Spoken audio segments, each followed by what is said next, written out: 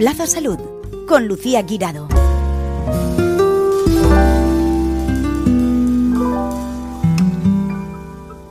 En Plaza Radio abrimos una semana más la ventana dedicada a la salud de la mano de los mejores especialistas.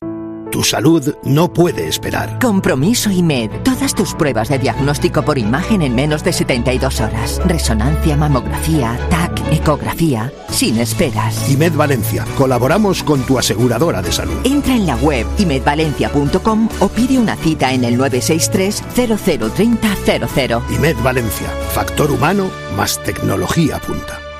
Yo no sé a ustedes, pero a mí una de las cosas que más me gusta en el mundo y que además necesito es que me hagan un buen masaje de espalda. Y es que, ¿quién no ha sufrido alguna vez un dolor de espalda? Es uno de los problemas de salud más comunes, ya que afecta a 9 de cada 10 personas. Y escuchen, supone el 50% de las bajas laborales en España. Presten atención y tomen nota de los consejos que nos va a dar hoy el doctor Miguel Sanfeliu, traumatólogo, cirujano ortopédico y especialista de la unidad de columna del Hospital IMED Valencia. Doctor, gracias por acompañarnos en Plaza Radio. Gracias a vosotros. A ver, ¿por qué casi todos tenemos en algún momento dolor de espalda, aunque no se padezca ninguna patología, ninguna lesión? Bueno, en principio hay dos causas fundamentales. Una es la sociedad actual, con su sedentarismo, con su estrés, nos hace perder mucha masa muscular de la zona lumbar, de la zona abdominal, y eso ya hace que la columna tenga que trabajar de forma inadecuada. Por otro lado, hay que tener en cuenta que somos prácticamente los únicos vertebrados bípedos. Entonces, la fuerza de la gravedad ya atrae a nuestros discos, a nuestros huesos, a nuestra columna y le hace sufrir mucho más que si fuéramos no bípedos. O sea, sí o sí, alguna vez nos tiene que doler la espalda. Pues prácticamente, como muy bien has dicho, prácticamente al 90% de la población mundial afecta alguna vez un problema de espalda. Y, por otro lado, son problemas que son muy limitantes. Cuando tenemos una lumbalgia aguda, prácticamente no podemos ni movernos de la cama o tenemos que estar sentados, no podemos hacer nada. Porque, a ver, ¿qué diferencia hay entre un dolor agudo y uno crónico? Bueno, para los médicos todo lo que es agudo es reciente, todo lo crónico es que lleva mucho tiempo con nosotros. Como hablábamos antes, la lumbalgia aguda, que es lo más frecuente, es una cosa que nos pasa, el típico enganchón que hablamos, y que muchas veces en 2-3 días se nos ha solucionado. Nos ponemos un poco de calorcito, tomamos un día algún calmante, nos hacemos un poco más de reposo y se nos pasa. El dolor crónico, sin embargo, a lo mejor está con nosotros no solo meses, sino años. Todos los días nos levantamos y tenemos el dolor de espalda ahí. Y nos limita y nos hace pensar cómo voy a enfrentarme hoy a este día con el dolor que tengo. Ese es el dolor crónico. Porque, a ver, si no se trata ese dolor crónico de espalda o un dolor de espalda antes de que llegue a crónico, ¿qué puede llegar a ocurrir? Bueno, normalmente estos dolores crónicos suelen tener ya una causa médica, una alteración a nivel de las vértebras, a nivel de los discos, y esa alteración lo que tenemos que hacer es diagnosticarla. Hay que acudir al médico y que te lo vea. Si es una lumbalgia aguda, no hace falta la mayoría de las veces, pues con todo lo que sabemos de casa, la bolsita de agua caliente, un poco de calmante, va a ser suficiente. Pero si nos dura más de 15 o 20 días, quizá es cuando tenemos que empezar a pensar en acudir al médico y que nos haga un diagnóstico correcto, con las pruebas médicas, con la exploración, con la entrevista clínica, la anamnesis que llamamos nosotros, que es muy importante para saber pues cómo se ha producido, qué características tiene el dolor, si se produce más cuando estamos en bipedestación, cuando estamos de pie, o si se produce más cuando estamos sentados o cuando caminamos o al final del día o al principio del día. Todo eso nos va a ir dando pistas de cómo es el problema. Pero no solo en la lumbalgia, sino en cualquier parte de cualquier la parte, columna. claro, por supuesto. Porque en IMED Valencia existe una unidad dedicada en exclusiva a la columna. ¿Cuáles son las consultas más frecuentes? Me ha dicho, por ejemplo, la lumbalgia. Sí. Bueno, como hablábamos, como es tan frecuente, hay patología cervical, patología dorsal y patología lumbar. Está repartida por sitios anatómicos porque cada uno es un poco diferente. La cervical suele dar problemas de atrapamiento de los nervios a nivel de los brazos, la lumbar de las piernas, la dorsal suele ser un problema muscular la mayoría de las veces. La característica que tenemos en la unidad de columna de IMED es que somos lo que se llama una unidad multidisciplinar. Como decíamos, hay muchas estructuras en la columna que pueden doler, músculos, discos, huesos, ligamentos. Y luego hay una cosa muy importante dentro de la columna, que son los nervios, que es la médula y los nervios que nos hacen mover los brazos, que nos hacen mover las piernas. Pues todas estas estructuras quizá puedan tener algún especialista más en ellas, pero el trabajar todos en conjunto nos hace ver que la columna en global, con sus músculos, con sus nervios, con sus discos, con sus huesos, se trata mucho mejor en global. Es decir, en esa unidad están integrados especialistas de todo tipo, ¿no? ¿Qué ventajas tiene respecto...? Sí, en principio los especialistas que estamos integrados somos cirujanos ortopédicos, traumatólogos, neurocirujanos, rehabilitadores, unidad de dolor. Y bueno, tenemos mucho contacto también con el tema de diagnóstico por imagen, con los radiólogos, porque el diagnóstico por imagen es muy importante también en este tipo de patologías. Claro, es que es muy importante las especialidades y las subespecialidades, o sea, por lo que estoy viendo. Efectivamente.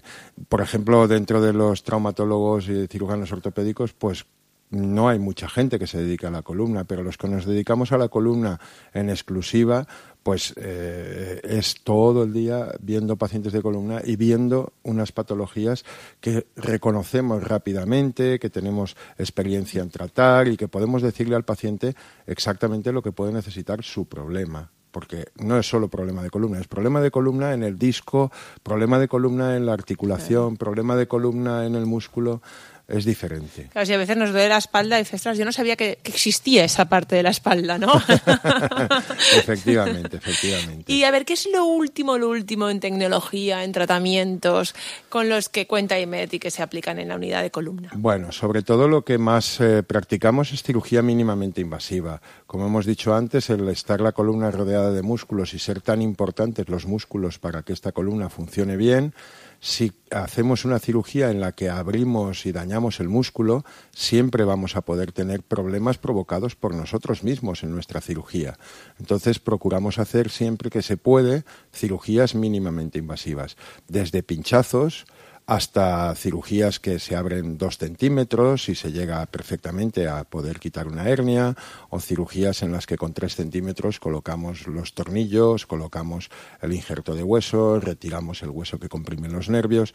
Es decir, lo más importante en estos momentos y lo más novedoso es la cirugía mínimamente invasiva. Claro, evitas dañar otras partes del cuerpo, te queda menos cicatriz y además el tiempo de recuperación me imagino que será muchísimo más rápido. Se reduce a la mitad casi todo.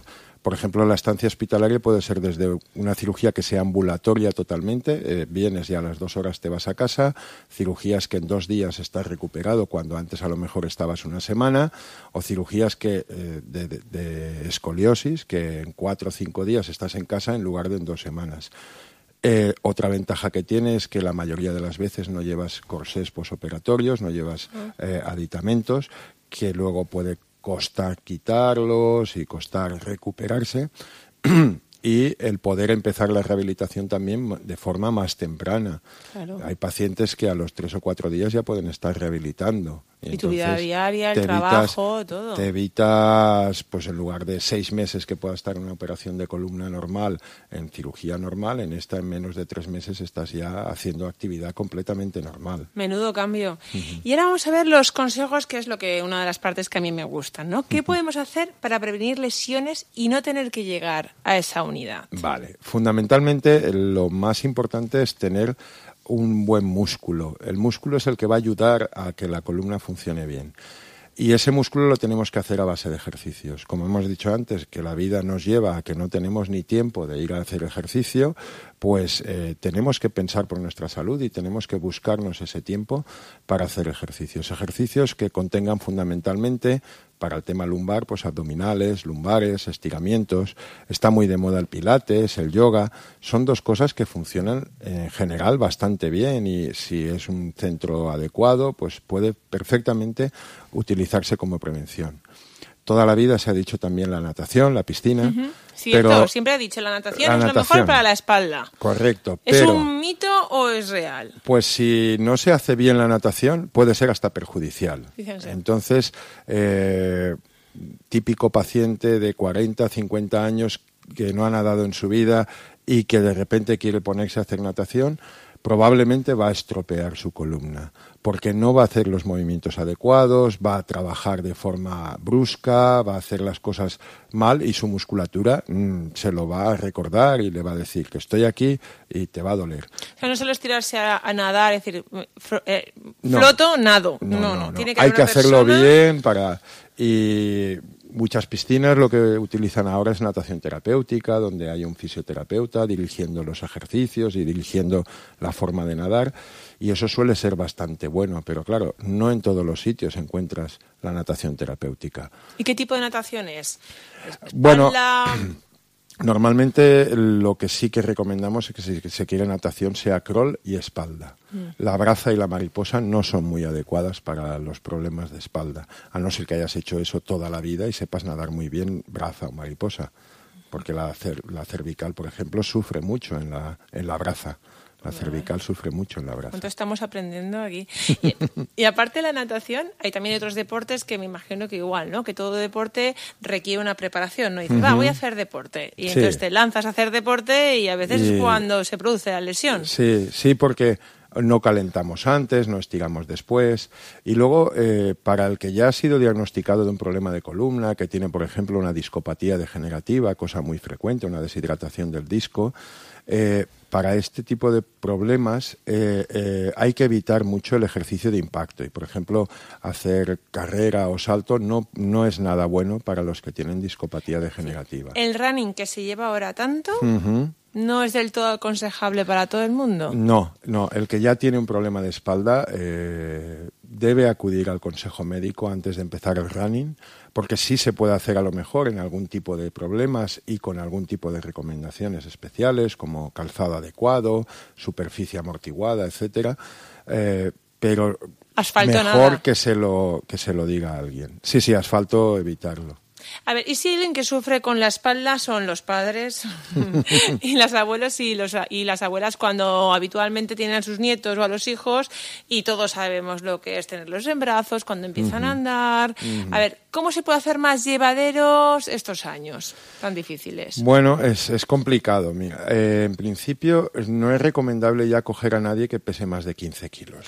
O sea, un peso máximo que hay que coger, ya sea un niño o una caja, en una persona normal son 15 kilos. Sí, si se cogen más peso y no estás entrenado, es muy fácil producirte una lumbalgia aguda, porque tu músculo no sabe cómo hacerlo. Luego es muy importante que ese peso esté pegado al cuerpo, eso disminuye mucho el brazo de palanca y disminuye mucho el peso que va a sufrir nuestra espalda. Entonces lo cogemos pegado al cuerpo, doblando las rodillas. Y muchas veces yo les digo a las abuelas, sobre todo, que quieren tener a sus nietos, pues que te lo pongan en brazos cuando estés sentada, bien sentada, apoyando tu lumbar, y entonces que te lo pongan en brazos y lo tienes en brazos y juegas con él en brazos. Pero no lo cojas tú del suelo, no lo levantes en vilo, no, porque eso va a producirte un problema. Esa costumbre además que tenemos de llevar a los niños en un lado y con la otra mano y haciendo cosas. Hacer 20 cosas. Ya estamos en la sociedad actual que nos hace hacer eso. No, es conveniente que esté pegado al cuerpo. Por ejemplo, en los países nórdicos es típico que utilicen las típicas mochilas colgadas delante, donde los niños cuelgan de los hombros, cuelgan de la espalda y están pegados al cuerpo. Es mucho más ergonómico eso que llevarlo en brazos como se ha llevado toda la vida a la cadera. Incluso si nos agachamos de forma incorrecta, aunque no levantemos peso, también puede llegar a producir una lesión, un dolor de espalda. Sí, se pueden llegar a producir lesiones solo por agacharte sin peso, haciendo una cama, cualquier cosa de estas. El problema muchas veces también depende de la edad. Es muy típico en personas mayores, sobre todo mujeres, que tienen un problema que es la osteoporosis, que agachándose a hacer una cama se produzcan una fractura vertebral, sin más. Porque la osteoporosis, la llamada enfermedad de los huesos de cristal, por un pequeño esfuerzo puedes tener una fractura. Una fractura que no te va a producir una parálisis ni nada de eso, pero que te va a doler mucho y mucho tiempo. Entonces, ¿cómo hay que hacerlo? ¿Cómo hay que agacharse para hacer la cama a las personas que ya son Normalmente mayores?